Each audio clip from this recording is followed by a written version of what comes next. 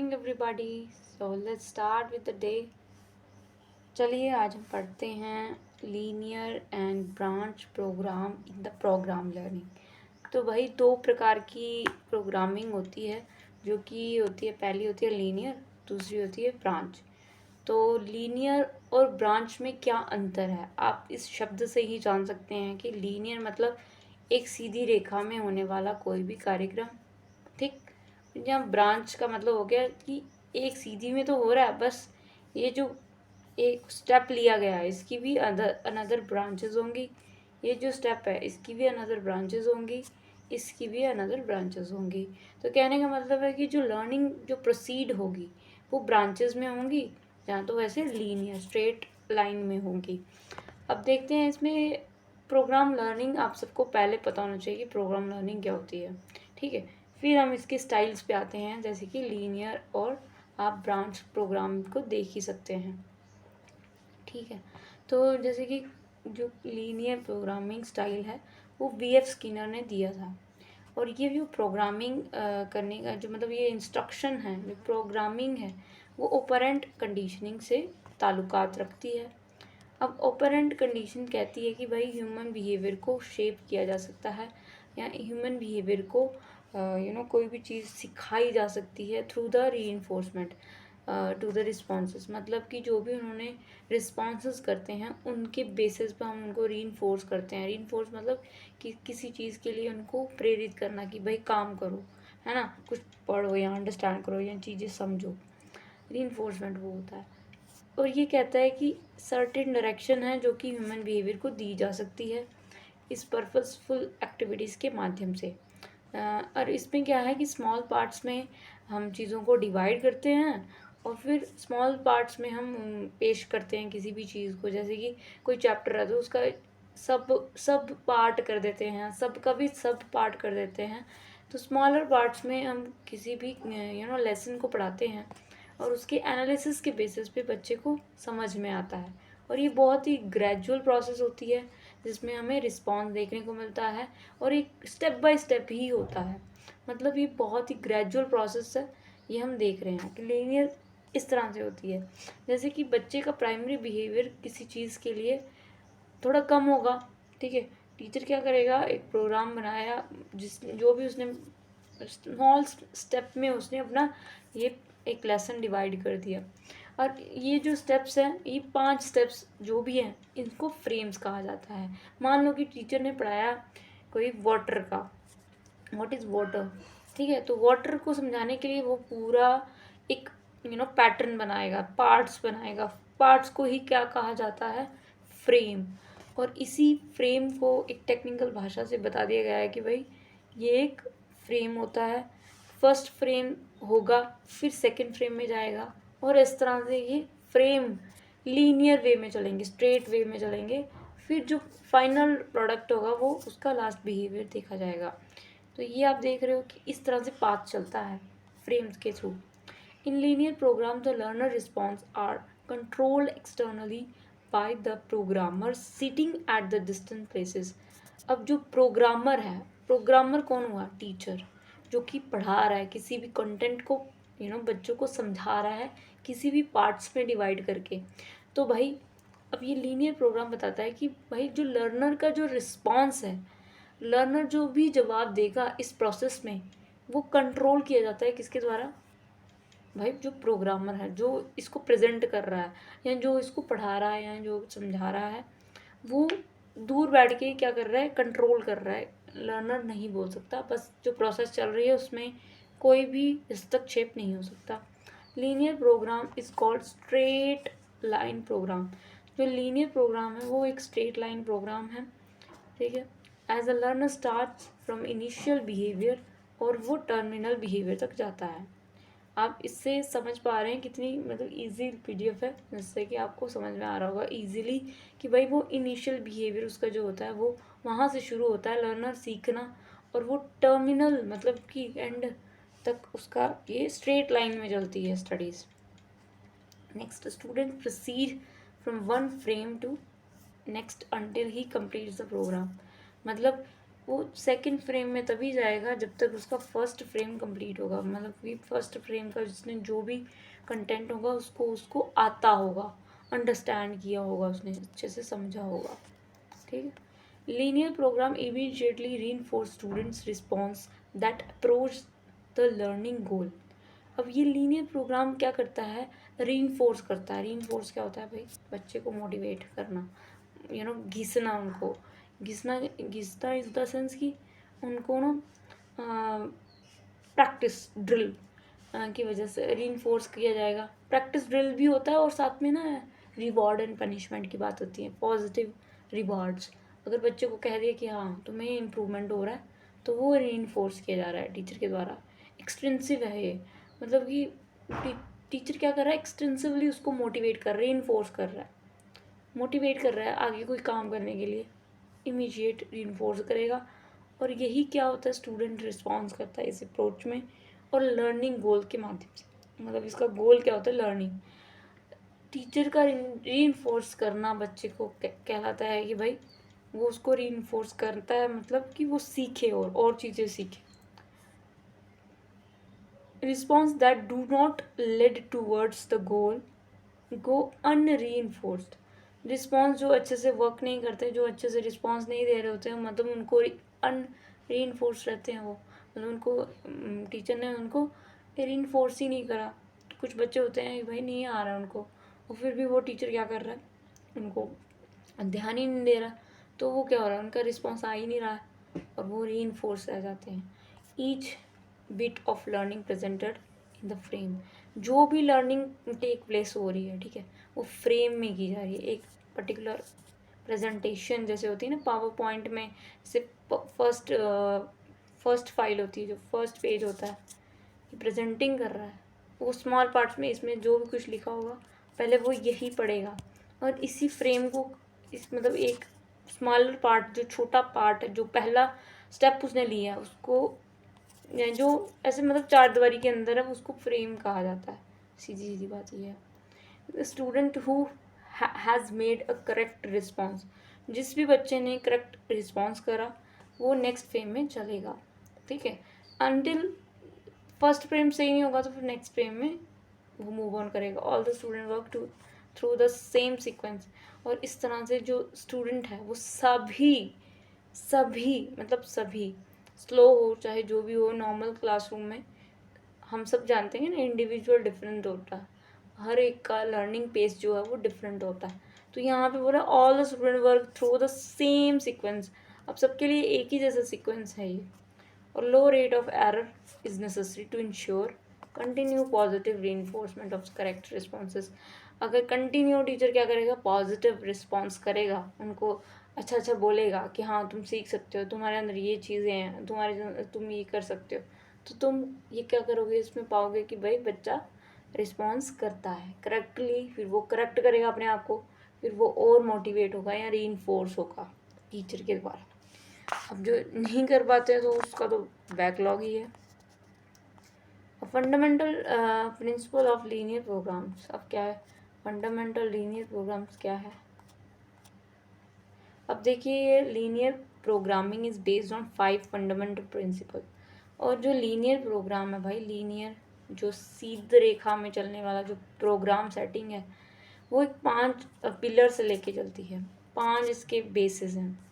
तो भाई इसमें क्या होता है कि स्मॉल स्टेप को आपको लेना पड़ता है, स्मॉल स्मॉल स्टेप्स में ये प्रोग्रामिंग चलती है। स्मॉल स्टेप मतलब कि आप बिल्कुल पूरा चैप्टर पढ़ाने नहीं लग जाओगे एक दिन के अंदर, आप एक छोटा सा एक टॉपिक लोगे, छोटा सा पार्ट लोगे, सब पार्ट से भी सब पार्ट लोगे, क्योंकि बच्चे के अंदर वो इतना ग्रैस्प करने की शक्ति नहीं होती, एक दिन में हम पूरा नहीं कर पाते। बच्चा ही नहीं, इंसान भी जो भी अडल्ट है वो भी ग्रैस्प करने की इतनी पावर नहीं होती, बट क्या होता है कि बच्चे के अंदर तो इससे भी नाजुक होते हैं। तो स्मॉल स्टेप लेके क्या होता है कि ये प्रिंसिपल चालू होता है। इसमें क्या होता है, एक्टिव रिस्पॉन्डिंग होती है, मतलब कि मान लो कि टीचर ने बताया कि आपको ये चीज़ अच्छे से आ रही है, तो क्या हो रहा है, इस बच्चे को मौका मिल रहा है कि भाई वो रीइंफोर्स के माध्यम से वो क्या कर रहा है, अपने आप को करेक्ट रिस्पॉन्डिंग कर रहा है। इमीडिएट कन्फर्मेशन, अगर आपने कुछ गलत किया, मतलब गलत इन द सेंस कि आपका जो रिस्पॉन्स था, जो भी आपने क्वेश्चनिंग आप में इसमें थी, जो भी आपको टॉपिक समझ में नहीं आया या कुछ सब टॉपिक आपको लाइनें समझ में नहीं आई, तो क्या कर सकते हो टीचर से, इमीडिएट कन्फर्मेशन आपको मिलती है। सेल्फ पेसिंग, भाई स्पीड, खुद की स्पीड बनानी पड़ती है, इसमें सेल्फ पेस होती है। स्टूडेंट टेस्टिंग होती है, स्टूडेंट को टेस्ट किया जाता है। अब ये sequencing, all the student read respond to the same frame. अब भाई बच्चे जो हैं वो सेम ही सीक्वेंस में काम करते हैं, रिस्पॉन्ड भी सेम फ्रेम में करते हैं। एक एक में काम होगा फिर नेक्स्ट में मूव करेगा, ऐसे नहीं होगा move. The sequence linear is there is a single line path for all the student to follow, मतलब एक सिंगल लाइन है जिस पे सबको गुजर के जाना है। अब ये तो था इसका फंडामेंटल प्रिंसिपल्स। अब कुछ करेक्टरिस्टिक्स हैं इसकी, कुछ क्वालिटीज़ हैं प्रोग्राम्स की। क्या होता है कि जब टीचिंग लर्निंग प्रोसेस कर रहा होता है टीचर, जब वो कंटेंट को पढ़ा रहा होता है, तो उसको कुछ टेक्निकलिटीज़ को लेके चलना चाहिए दिमाग में। अच्छा ये चीज़ टॉपिक ऐसे पढ़ाता हूँ मैं तो ऐसे होगा, इसमें ये वाला क्वेश्चनिंग उठ सकती है, हमें ऐसे पढ़ाना होगा। Linear are expose to small amount of information, proceed from one frame to one item of information to next and the ordinary fashion। मतलब इसमें क्या होता है कि जो भी इंफॉर्मेशन ली जा रही है वो बिल्कुल ही स्मॉल स्केल में है, ठीक है। जो भी इंफॉर्मेशन परोसी जा रही है बच्चे को, जो भी पढ़ाया जा रहा है वो स्मॉल अमाउंट है उसका, बिल्कुल छोटा रूप है उसका, और ये प्रोसीड होती है एक फ्रेम से दूसरे फ्रेम तक। ऐसे नहीं कि एक फ्रेम से उठी और सीधा डायरेक्ट हाँ जी टर्मिनल पाथ पर पहुंच गई, ऐसा नहीं होता। यही है, बार बार यही बता रहा है। करेक्टर रिस्पॉन्स इसमें आपको मिलते हैं बच्चों के, है ना, आप रिवार्ड किए जाते हैं। बच्चे का इनकरेक्टर रिस्पॉन्स होगा तो टीचर उसको करेक्ट करता है। लीनियर आर इन्फॉर्म इमीडिएटली, इसमें क्या होता है कि जैसे बच्चे ने गलती की वैसे ही टीचर आपको बता देगा कि भाई आपका ये गलत है, इसको सुधारो, whether not their response the correct feedback, ठीक है। अगर लीनियर इन्फॉर्म इमीडिएटली किया जाता है, whether not their response is correct feedback, sorry ये आवाज़ के लिए मुझे माफ़ करना guys. Linear proceeds at their own pace, जो लीनियर प्रोसीड होते हैं वो अपनी स्पीड से चलते हैं। भाई अगर बच्चा एक चीज़ नहीं सीख पाया वो उसी में टिका रहेगा, आगे तो वो पहुंच ही नहीं पाएगा, नेक्स्ट फेज में पहुंच ही नहीं पाएगा। उसकी खुद की स्पीड मैटर करती है, वो कितनी स्पीड से किसी चीज़ को ग्रैस्प करता है और फिर वो नेक्स्ट फेम की तरफ जाता है। तो ये लीनियर उसमें आता है प्रोग्राम में। अब इसकी अदर करेक्टरिस्टिक्स क्या हो सकती हैं कि भाई ये स्ट्रेट लाइन में चलती है, वही बार बार रिपीटेड हो रहा है कि broken into the small step 40 और 50 वर्ड्स में, लेंथ की जो वर्ड्स होते हैं उसमें डिवाइड हो जाता है, जो कि एक फ्रेम कहलाता है। जो एक छोटा सा पैराग्राफ होगा वो भाई उसमें 40 वर्ड्स होंगे, तो 40 वर्ड्स को टीचर पढ़ा रहा है, ठीक है, वो उसी 40 वर्ड्स को क्या कह दिया जाता है, फ्रेम कहा जाता है, जिसमें बच्चे को अगर कुछ नहीं समझ में आया फिर वो वही रैंडम उसको करेक्ट करती है टीचर और फिर आगे बढ़ती है, ऐसे नहीं बढ़ेगी। The learner must respond the each frame in the succession by filling in the word और फ्रेजेस इन द ब्लैंक, ठीक है। लीनियर अरेंजमेंट्स होते हैं इसमें। लीनियर अरेंजमेंट मतलब एक सीधी रेखा में अरेंजमेंट्स किए जाते हैं, ऐसे होगा और यहाँ से टॉपिक शुरू होगा, 40 वर्ड्स होंगे, ठीक है, 40 वर्ड्स होंगे, एक एक फ्रेम में 40 वर्ड्स होंगे, और 40 वर्ड अगर एक बच्चे को समझ नहीं आया तो उसको बताया जाएगा कि बच्चे ऐसे ऐसे करना है। तो ये स्मॉल स्टेप हैं, शॉर्ट स्टेप्स हैं, जो कि डिज़ाइन किए जाते हैं प्रोग्रामर के द्वारा या टीचर के द्वारा। Ensure high rate of correct responding, ensure किया जाता है कि भाई करेक्ट रिस्पॉन्ड करेगा बच्चा, क्योंकि स्मॉल स्केल में पढ़ाया जा रहा है। Small path followed by each learner, oh sorry small path नहीं, सेम पाथ, हर लर्नर सेम ही पाथ को चूज़ करेगा, ठीक है। I thought you will understand what I'm trying to say here, just not getting in the odd of mind. Learner start the initial behaviour, terminal behaviour तक पहुंचता है और इस तरह से वो अपने सेम पाथ से ही गुजरता है। रिस्पॉन्सेज आर कंट्रोल्ड, अब इसमें क्या होता है कि रिस्पॉन्स आपकी कंट्रोल वे में बताए जाते हैं। भाई क्या हो रहा है इसमें, जो जो लर्नर जो लर्नर है, जो लर्न कर रहा है, ठीक है, ठीक है, उसको कंट्रोल कौन करता है? एक प्रोग्रामर, ठीक है। मतलब उसको एक्टिवली पार्टिसिपेशन उसका कम है। टीचर बोलता जा रहा है ये वाला वर्ड्स होता है, ये होता है, ये होता है, उसमें से कोई गलती हो रही है उसकी, उसमें से वो एक चीज़ समझ में नहीं आ रही है तो वो पूछेगा, उसको करेक्ट करेगा। बट क्या हो रहा है कि रिस्पॉन्स, कि उसको अगर मान लो कुछ और उसको रिसर्च करनी है या और उसमें डीप अंडरस्टैंडिंग करनी है तो वो नहीं कर पाएगा ना। जो आपके रिस्पॉन्सेज है सिर्फ उतना ही कंट्रोल होगा जितना उसने उस पैराग्राफ में वर्ड्स लिखे होंगे। तो लीनियर प्रोग्राम भाई आपके जो आपके जो रिस्पॉन्स हैं उसको क्या करता है? कंट्रोल करता है। Response are control by the programmer. Programmer क्या करेगा? आपके रिस्पॉन्स को कंट्रोल करता है, सीधी बात है। Response and their order are fixed. अब भाई जो रिस्पॉन्स होगा टीचर को पता होगा उसका आंसर कि भाई ये फिक्स्ड है, इसका आंसर यही होगा। तो कि मोर और मोर क्रिटिकल थिंकिंग तो हुई ही नहीं, बिल्कुल रोट मेमोरी हो गई कि भाई इतना टीचर रट के आया, इतना पैराग्राफ रट के आया, वो क्वेश्चनिंग नहीं कर सकता बच्चा, और बच्चा उसमें से ही बताएगा, फ्रेम में से ही निकाल के कुछ चीज़ बताएगा। The learner has no choice to respond in his own way. वो और तरीक़ों से नहीं बता सकता, अपनी क्रिटिकल थिंकिंग का यूज़ नहीं कर सकता। अब इसमें नेक्स्ट आता है हमारा रिस्पॉन्स आर इम्फेसिस। जो रिस्पॉन्स है उसको इम्फेसाइज किया गया है। मतलब अब ये हम जान लेते हैं कि in the linear program the emphasis laid on response, ठीक है, कि आप रिस्पॉन्स कर सकते हैं, ठीक है। मान लो कि टीचर ने बोला कि आया सबको समझ में, तो सबने बोला हाँ मैम यस। क्या नहीं आया इसमें से पूछो, है ना, बोल देता है ना टीचर, जो मैंने पढ़ाया ये वाला टॉपिक, अगर इसमें से आपको कुछ समझ में नहीं आया तो आप क्वेश्चन कर सकते हैं। वो उतने दायरे तक ही सीमित है। रिस्पॉन्स तो दे सकता है बट वो पर्टिकुलर उस टॉपिक के दायरे में रह के। Response must respond to each and every order of learning occur, ठीक। नेक्स्ट हमारा टॉपिक है, नेक्स्ट इसमें ही आता है फीडबैक इज सॉरी फीडबैक जो है वो भाई क्विक रहता है। टीचर को पता चल रहा है कि कौन सा सॉरी मैं ये डिज़ाइनिंग कुछ ज़्यादा कर रही हूँ। फीडबैक इज़ क्विक, कि टीचर पढ़ा रहा है, पढ़ाते पढ़ाते वो अपना फीडबैक भी दे देता है, मतलब ले लेता है बच्चों से कि भाई लर्नर किस तरह से पढ़ रहा है, फ्रेम कैसा है उसका। Immediately compare his response with the response of program. कि मान लो कि कोई रिस्पॉन्स समझ में नहीं आया, प्रोग्राम को कुछ चीज़ समझ में नहीं आया, तो वो इमीडिएटली क्या करता है, उसको समझने की कोशिश करता है या उसको करेक्ट करने की कोशिश करता है। ये वही करैक्टरिस्टिक्स बार बार आपके सामने आ रही हैं। Learner are inform immediately about whether not their response is correct. वही बात आ गई ना फिर से कि भाई लर्नर को पता चल जाता है कि वो सही है या गलत है, तो ये इजी रहता है ना। और provision for prompt in the beginning, prompt और cue can be supplied to the facilitate learning to occur. मतलब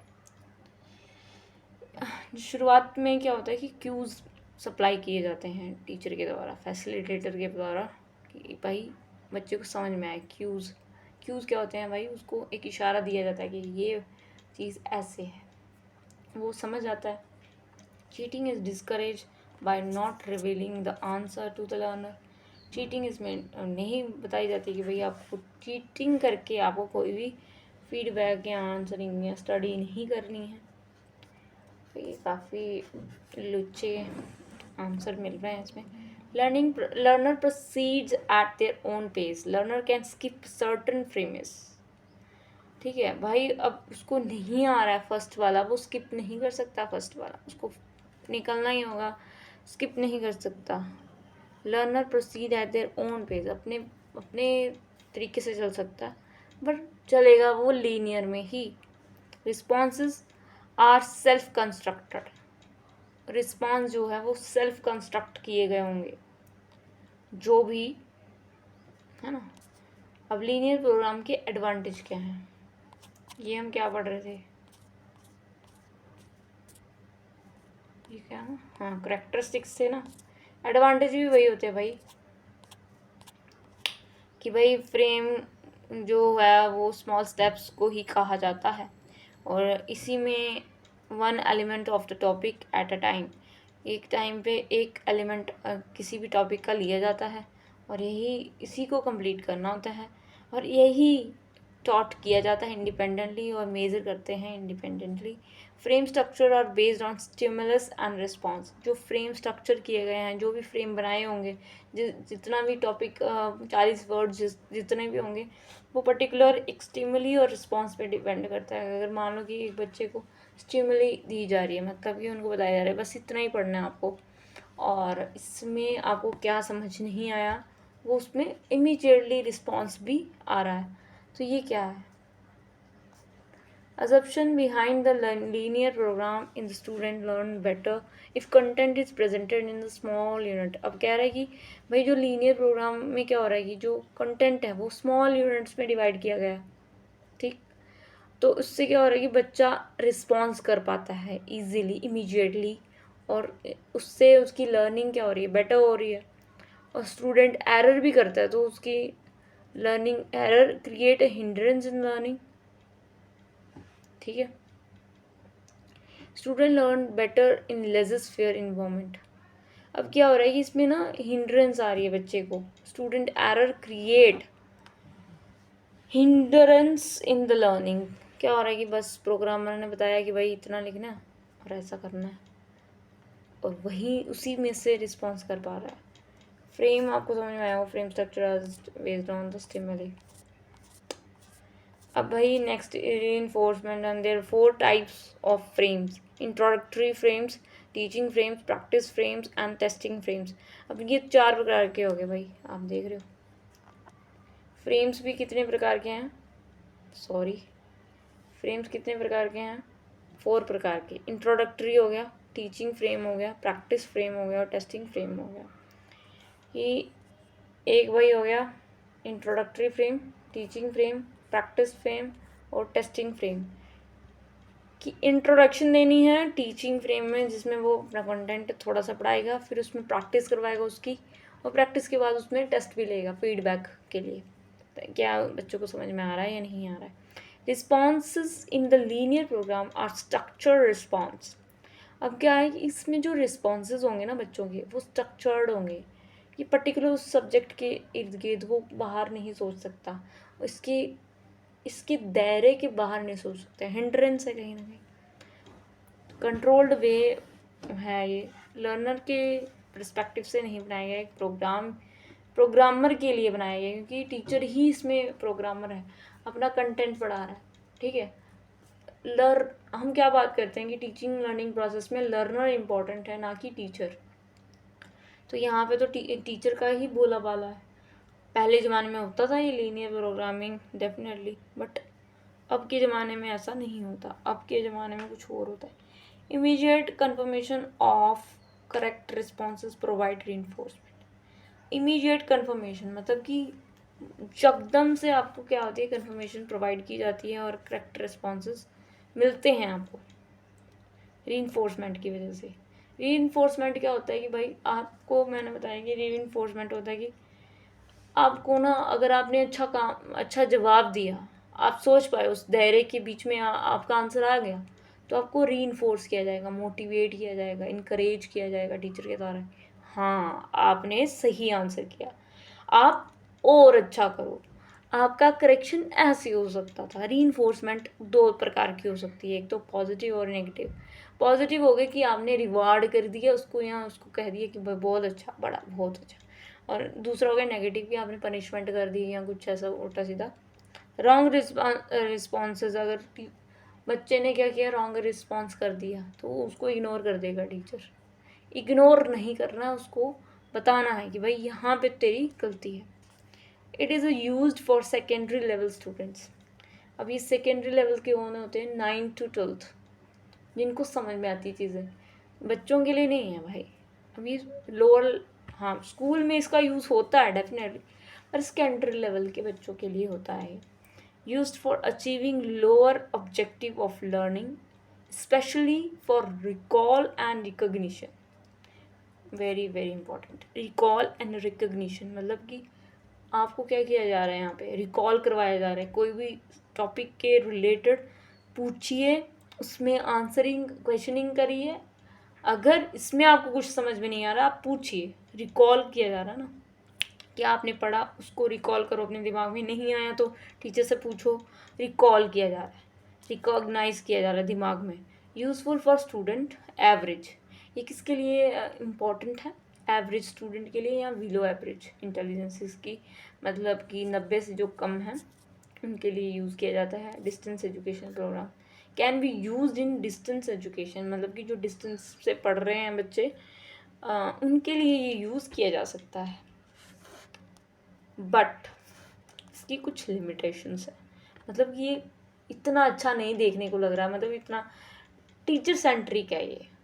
आप इस मतलब पूरा तब से पढ़ रहे हैं तो ये टीचर सेंट्रिक दिख रहा है मुझे कहीं ना कहीं। मतलब टीचर ही प्रोग्राम सेट कर रहा है, टीचर ही डिसाइड कर रहा है कि इतना टॉपिक, चलो टीचर ने इतना डिसाइड कर लिया, बट विचारों की तो आज़ादी दो कम से कम।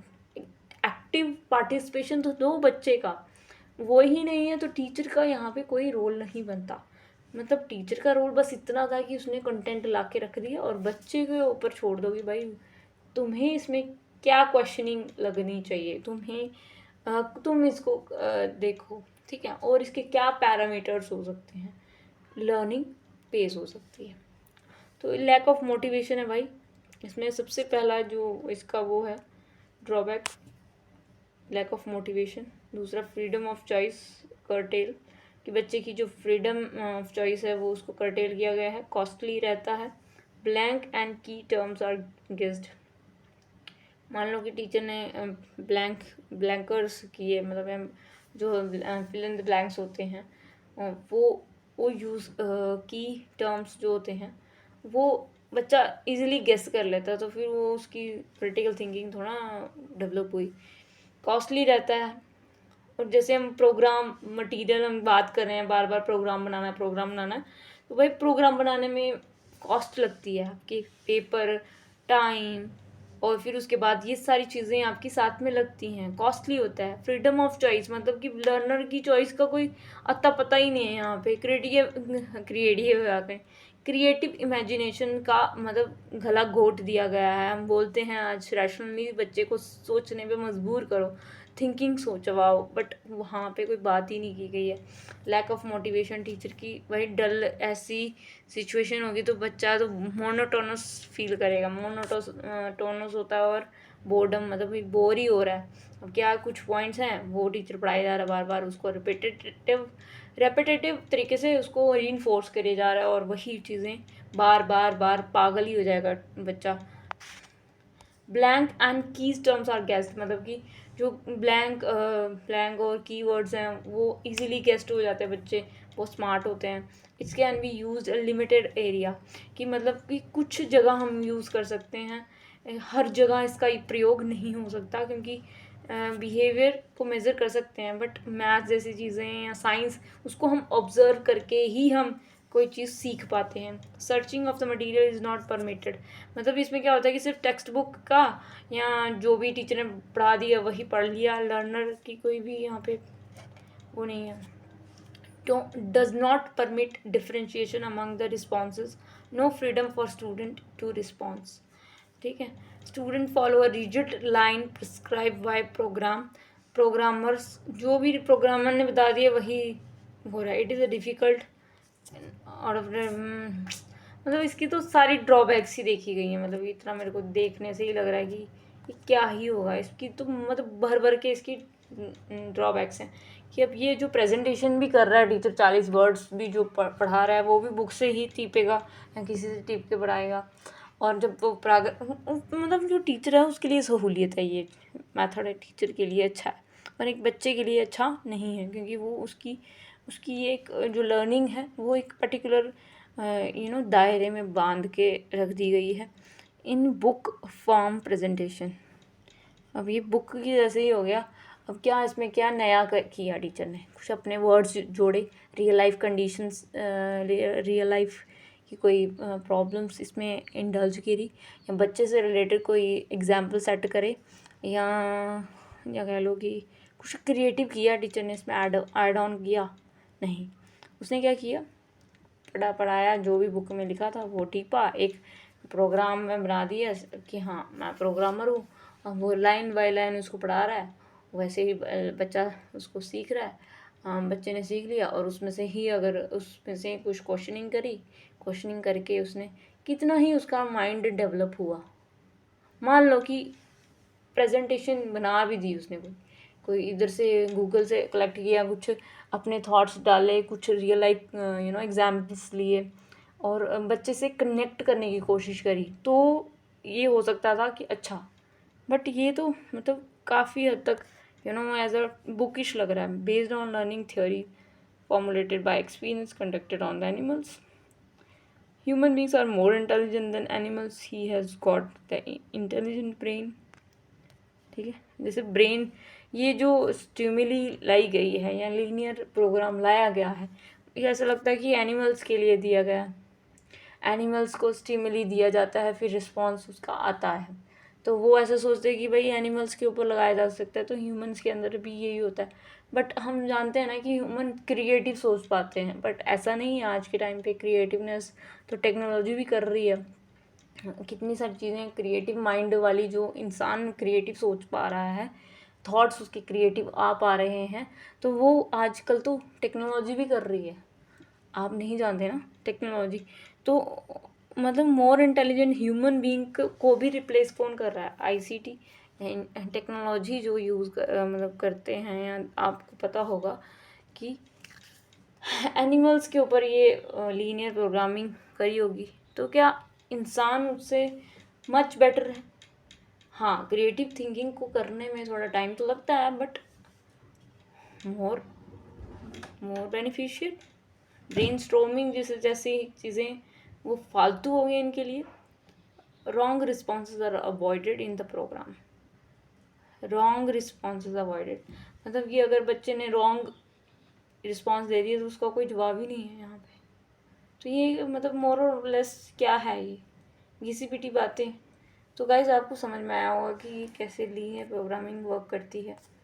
लीनियर प्रोग्रामिंग में मिस्टेक्स है ना, और ये original return him original frame. This cycle goes on till the learner pass through the whole instruction material in the one days। ये तो आगे ये तो मैंने आगे का ही पढ़ दिया। अब नेक्स्ट होती है ब्रांचिंग प्रोग्राम। तो इसमें क्या होता है, हम बड़ा उसको क्रिटिसाइज़ कर रहे थे कि ये लीनियर में होता है, इसमें रिस्पॉन्स दिया जाता है और उसका कोई करेक्शन नहीं होता, और ये काफ़ी हद तक के वो होती है। बट अगर हम ब्रांच प्रोग्रामिंग की बात करें तो ये नॉर्मन ने इसको किया था। नॉर्मन एक क्राउड क्या है इसका, क्रोडलर क्रोडर क्रोडर कैसे कैसे कैसे नाम है इनके। तो क्रोड्रियन मॉडल के बेस पे ये बनाया गया है ब्रांच प्रोग्रामिंग, और ये बेस्ड है कॉन्फ़िगरेशन थ्योरी ऑफ लर्निंग। मतलब कॉन्फ़िगरेशन मतलब सर्कल, एक मतलब इसमें क्या होता है कि ना ब्रांचिंग की जाती है। आप ब्रांच इस वर्ड से ही जानिए, ब्रांच का मतलब होता है कि ब्रांच होगी, एक चीज़ है उसकी 7-8 ब्रांचेस।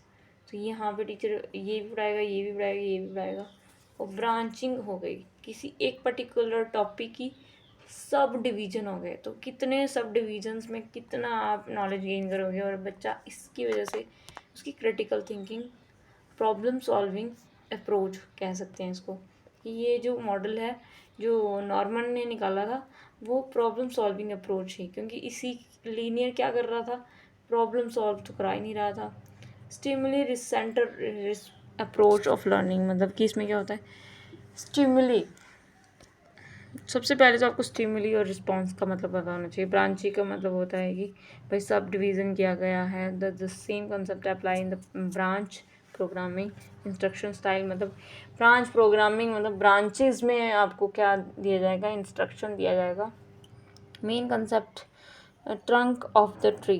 ठीक है, ट्रंक ऑफ द ट्री क्या होता है, अब ये ट्री का एक एग्जांपल ले लिया, फिर उससे बताया गया कि भाई कैसे ट्रंक क्या होता है। गाइस हम लोग ना नेक्स्ट इसमें देखेंगे, तब तक के लिए हम ये समझेंगे कि भाई लीनियर प्रोग्राम क्या होता है। ठीक है, अगले ही वीडियो में हम जानेंगे कि ब्रांचिंग प्रोग्राम क्या होता है। ये इम्पॉर्टेंट है, ये जो है लर्नर बेस्ड होती है और कभी कभी ये मतलब नॉट बेनिफिशियरी, बट हाँ ये लर्निंग स्टाइल्स होते हैं जो कि हम यूज़ कर सकते हैं as a teacher. We can use in the classroom situations, conditioning करके रीइंफोर्स करके बच्चे को ये लीनियर प्रोग्रामिंग एक करवा सकते हैं, जिसकी वजह से क्या होगा कि आपकी जो टीचिंग लर्निंग प्रोसेस है वो ईजियर हो जाती है। Thank you.